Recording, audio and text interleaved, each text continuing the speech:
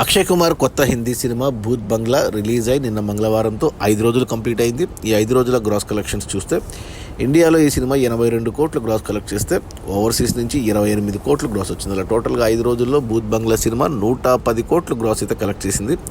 ఇక ఇండియాలో వచ్చిన 82 కోట్ల గ్రాస్లో జీఎస్టీ తీసేస్తే ఇండియా నెట్ కలెక్షన్స్ వచ్చేసి 68 కోట్లు ఉంది.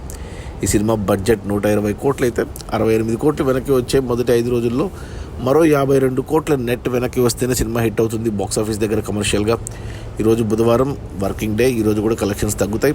ఈ బుధ గురు శుక్రుల కలెక్షన్స్ ఉండవు. ఈ శుక్రవారం కొత్త సినిమాలు ఏం రిలీజ్ లేవు కాబట్టి ఈ శని ఆదివారంలో సినిమా ఏమన్నా కలెక్ట్ చేసి హిట్ అనిపించుకుంటుందా లేదా అనేది చూడాలి. అది మన ప్రియదర్శన్ డైరెక్షన్లో శోభా కపూర్, ఏక్తా కపూర్ ప్రొడ్యూస్ చేసిన అక్షయ్ కుమార్ కొత్త హిందీ సినిమా భూత్ బంగ్లా రిలీజ్ అయిన మొదటి 5 రోజుల్లో 110 కోట్ల గ్రాస్. Okay, bye.